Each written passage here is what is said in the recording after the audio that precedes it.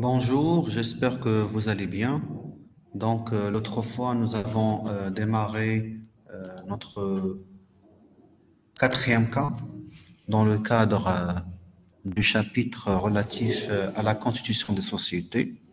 On avait vu le premier cas lorsque le capital social est intégralement libéré, puis lorsque le capital social est partiellement libéré, on a vu le versement anticipé, on a vu des actionnaires retardataires et on avait même discuté la question de la défaillance d'actionnaires.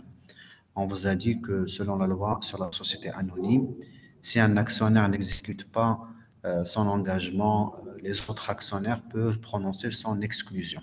Et là, il sera considéré comme défaillant. Et si la société anonyme n'est pas cotée en bourse, les titres de l'actionnaire défaillant doivent être vendus par l'intermédiaire d'un notaire au plus offrant, c'est-à-dire celui qui donne le plus élevé. Et si la société anonyme est cotée, généralement le prix de vente correspond au cours boursier. On vous a dit que selon l'article 272, les actions à souscrire en numéraire doivent être obligatoirement libérées d'un quart au moins de leur valeur nominale lors de leur souscription.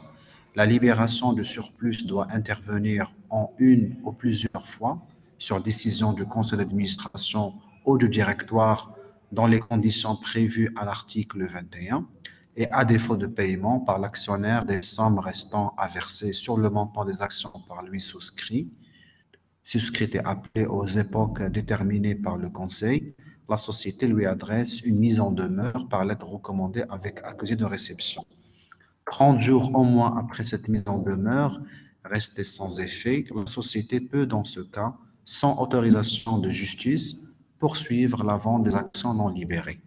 Les actions non inscrites à la cote de la bourse des valeurs sont vendues aux enchères publiques par le ministère d'un notaire ou par une société de bourse. À cet effet, 30 jours au moins après la mise en demeure prévue à l'alinéa précédent, la société fait apparaître dans un journal d'annonce légale un avis de mise en vente mentionnant les numéros des actions à vendre.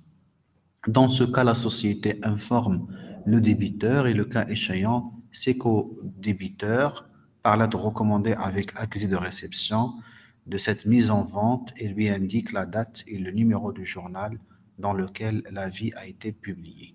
La mise en vente des actions ne peut avoir lieu moins de 20 jours après l'envoi de la lettre recommandée. Je vous ai aussi donné cet récapitulatif qui résume en quelque sorte la procédure à suivre dans le cadre de la réclamation de la défaillance d'un actionnaire en s'inspirant de l'article 274 de la loi sur la société anonyme. Première étape consiste à ce que la société adresse aux actionnaires défaillants une mise en demeure par une lettre recommandée avec accusé de réception. 30 jours au moins après la mise en demeure, la société fait apparaître dans un journal d'annonce légale un avis de mise en vente mentionnant les numéros des actions à vendre.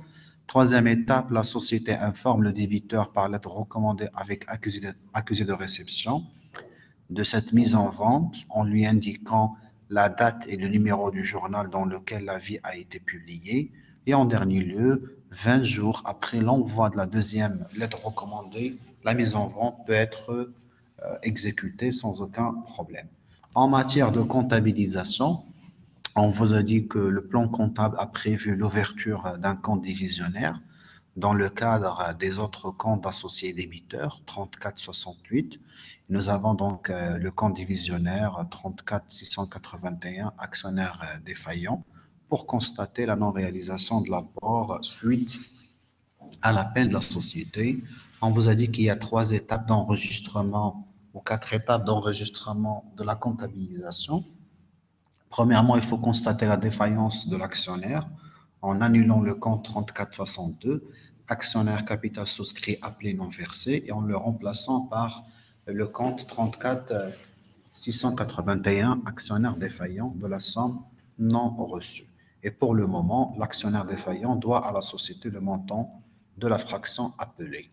Par la suite, une fois la mise en vente est réalisée, en respectant les procédures et les délais prévus par l'article 274 de la loi sur la société anonyme, Vous enregistrez donc la mise en vente en débitant le compte 5141 banque et en créditant le compte actionnaire défaillant 34 681 et le prix de vente est fonction de la partie déjà libérée et de la fraction appelée.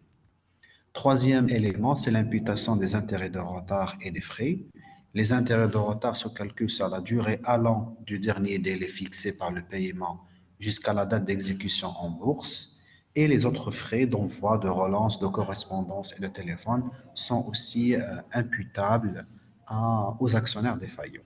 Et à partir de là, vous débitez le compte actionnaire défaillant et vous créditez le compte 7381, intérêts et produits assimilés pour les intérêts de retard à facturer ou à imputer, et 6145, frais postaux et frais de télécommunication en contrepartie donc du débit du compte actionnaire défaillant 34 681.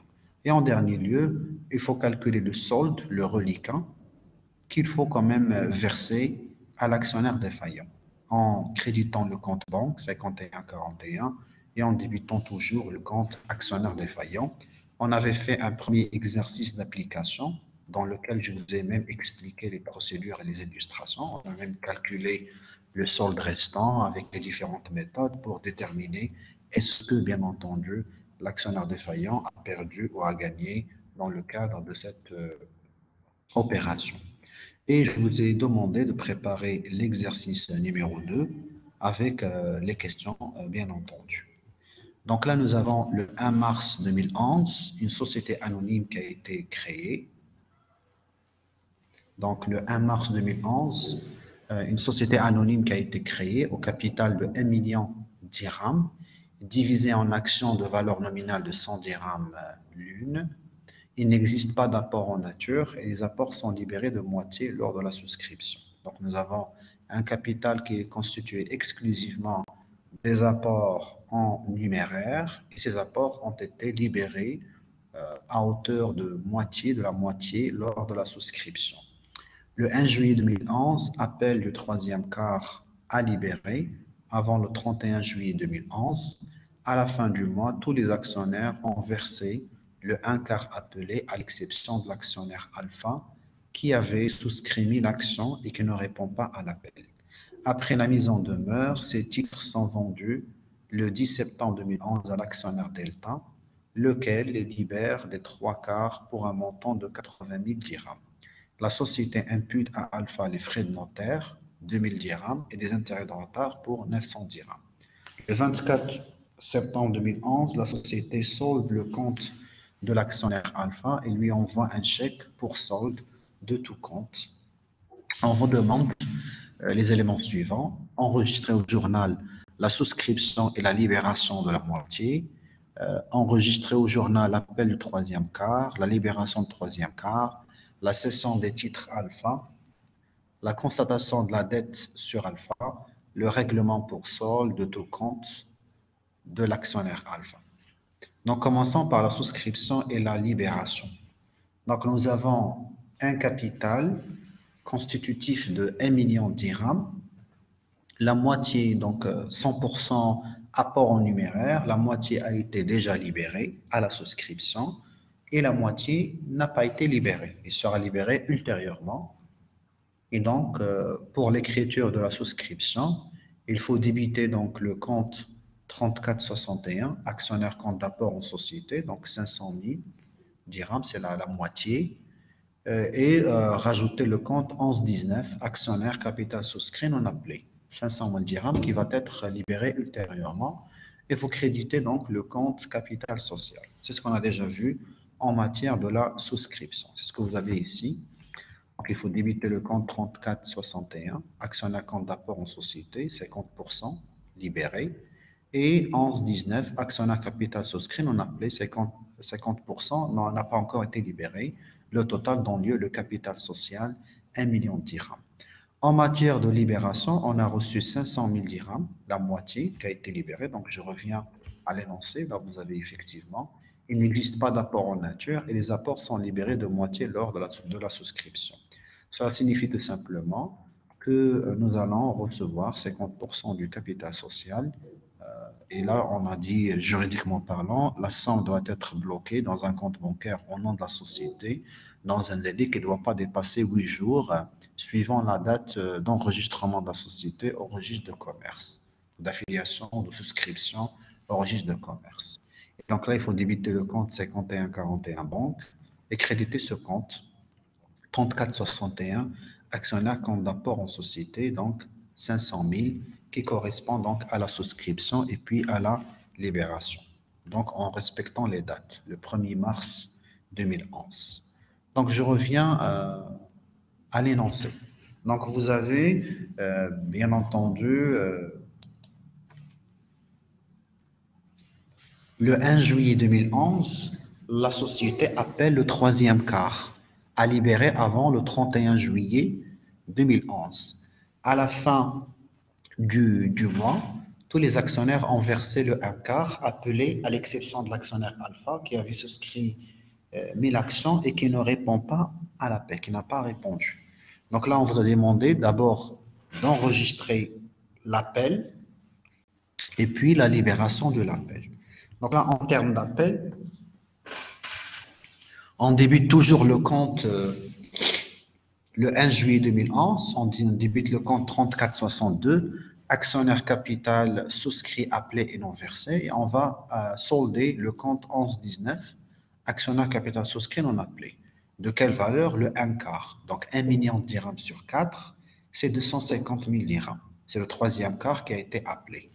Malheureusement, dans cet appel, tout le monde a contribué ou a participé à l'appel selon donc ce qui a été demandé par la société, à l'exception d'un actionnaire alpha qui avait 1000 actions et qui n'a pas répondu.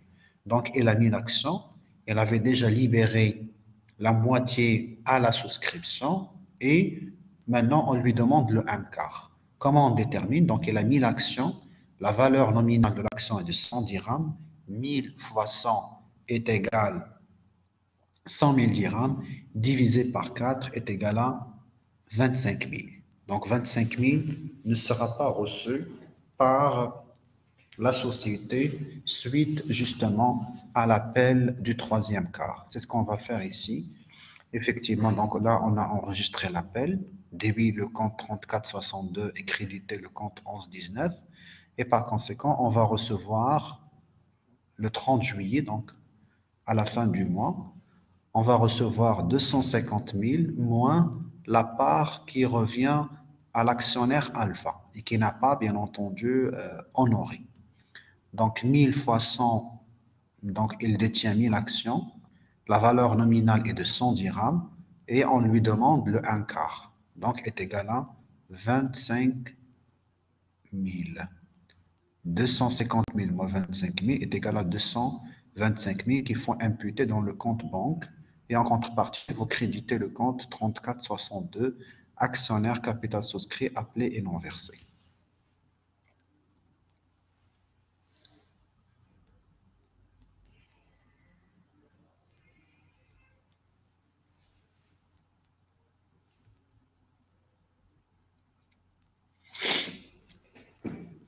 On vous demande donc d'enregistrer la cession des titres d'Alpha. Donc on revient à l'énoncé de l'exercice. Après la mise en demeure, ces titres sont vendus le 10 septembre 2011 à l'actionnaire Delta, lequel les libère des 3 quarts pour un montant de 80 000 dirhams. La société impute à Alpha défaillant les frais de notaire et des intérêts de retard pour 2000 dirhams les frais de notaire et 900 dirhams pour les intérêts de retard. Donc, en termes de vente, on vous a déjà dit ici qu'il faut voilà, reclasser le compte actionnaire défaillant 34 681 et 34 62, donc de la somme non reçue, donc 27 000, ici 250 000, on va débuter le compte actionnaire défaillant et créditer le compte actionnaire capital souscrit non appelé. Et par la suite, donc, nous avons le règlement, donc la cession. Donc, on a vendu, bien entendu, les titres détenus par l'actionnaire défaillant à 80 000 dirhams. Donc, il faut débiter 51, 41 et créditer donc le compte actionnaire défaillant.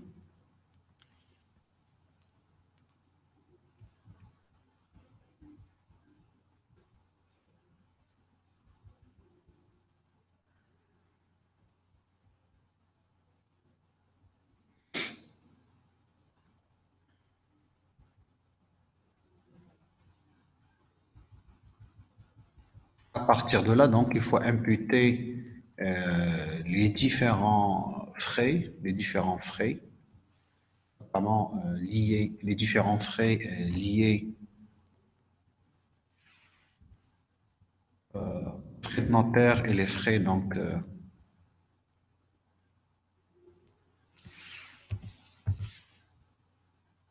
c'est une erreur.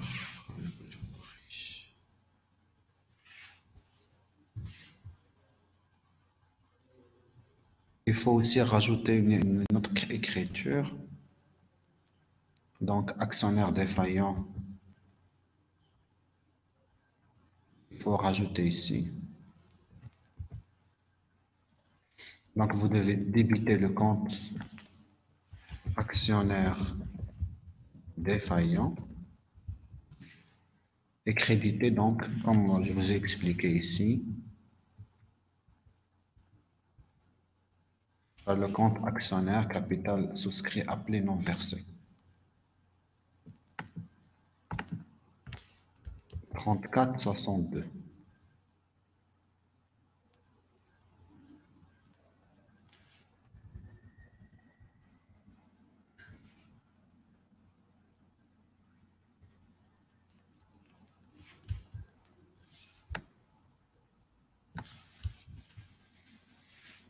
Voilà, ici il faut mettre le compte 34 682 et rajouter donc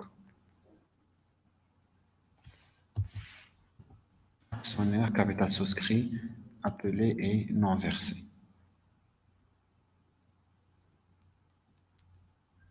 34,62 de la valeur non récupérée, donc les 25 000.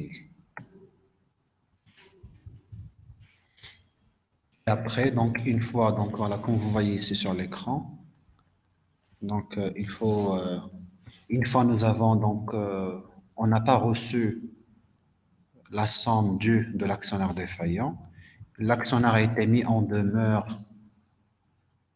et il n'a pas donné suite, et donc la société a vendu ces titres. Ici, on ne vous a pas demandé la constatation de l'actionnaire défaillant, mais j'ai tenu quand même à la préciser, juste pour vous rappeler la démarche, etc. Donc là, on vous a demandé directement d'enregistrer la cession des titres. Mais avant, dans le journal, une fois on constate donc, la défaillance, on doit débiter le compte actionnaire défaillant et remplacer par le compte actionnaire capital souscrit appelé non versé. À la suite, une fois nous avons vendu donc, les actions, on va débiter le compte 5141 et créditer le compte actionnaire défaillant de 80 000 dirhams qui a été obtenu suite à la vente des titres pour l'actionnaire Delta.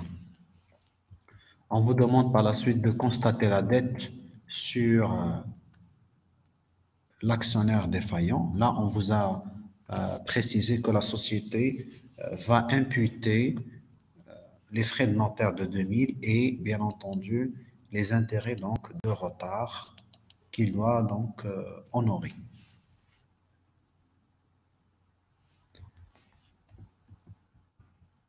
Donc voilà, cette écriture a été intégrée ici. Donc là nous avons à la fois ici on aurait dû annuler donc uniquement. Là je l'ai mis d'une manière séparée et ici ça a été intégré. Donc vous pouvez même garder par exemple uniquement ces deux écritures. Donc vous pouvez la fusionner comme vous pouvez la distinguer. Et effectivement, en fusionnant, donc vous avez effectivement débité le compte actionnaire défaillant 2900 et gardé uniquement Les intérêts autres produits assimilés, 73,81 et rémunération d'intermédiaires et honoraires, 61,36, les frais de notaire et les intérêts de retard. Voilà, donc soit vous pouvez débiter 25 000 d'une manière séparée pour constater la défaillance, soit l'intégrer également au niveau du règlement, puisque effectivement, les intérêts et les frais notaires doivent être imputés à l'actionnaire. Donc, créditer le compte 73,81, intérêts autres produits assimilés. Créditer le compte 61,36, rémunération d'intermédiaires et honoraires, 2000 dirhams. Et bien sûr, la somme sera imputée au niveau de l'actionnaire défaillant. C'est ce que vous avez ici au niveau du compte. On doit le débiter de 25 000, puis de 900 dirhams et de 2000, soit donc 27 900. Par la suite, on a reçu 80 000 dirhams à l'issue de la vente des titres, donc il lui reste 52 100. C'est ce qu'on appelle le solde restant de tout compte à verser à l'actionnaire alpha. Et donc pour cela, le solde créditeur devrait être envoyé à l'actionnaire alpha. Donc 52 100 accrédité dans le cadre du compte 5141 banque et à débiter pour le 34 682. Voilà en grosso modo les éléments de correction. L'essentiel, c'est que vous devez retenir, c'est le récapitulatif, de manière à respecter quand même les étapes. Donc, premièrement, il faut adresser aux actionnaires la lettre recommandée avec accusé de réception, attendre 30 jours. Si l'actionnaire ne se manifeste pas, c'est là où il faut quand même soumettre ces titres à la vente en déposant une annonce dans un journal d'annonce légale. Et par conséquent, il faut lui envoyer cette annonce par lettre recommandée et attendre 20 jours. S'il ne réagit pas, et dans ce cas, vous aurez la possibilité d'exécuter la vente. À partir de là, vous constatez en comptabilité la défaillance en remplaçant le compte 3462 par le compte actionnaire défaillant 34681. Vous allez enregistrer la vente à travers le débit du compte 5141 banque et le crédit d'actionnaire défaillant, imputer les intérêts de retard, les frais de retard, et par la suite régler le reliquat restant à l'actionnaire défaillant. Donc, on a fait le premier exercice d'illustration et aujourd'hui, je vous ai expliqué le deuxième exercice de manière à vous faire comprendre le cheminement de la constatation de la défaillance des actionnaires. Donc, voilà, je reste à votre disposition en cas de besoin. Donc, vous pouvez commenter la présente vidéo sur la chaîne YouTube ou même laisser donc vos commentaires sur le forum d'échange que je vous ai créé sur l'espace ENT. Voilà, sur ce, on a terminé le premier chapitre relatif à la constitution de la société et on va démarrer donc le deuxième chapitre concernant l'imposition et l'affectation de résultats pour la prochaine séance. Voilà, sur ce, je vous souhaite une très bonne journée et à très bientôt. Voilà, merci.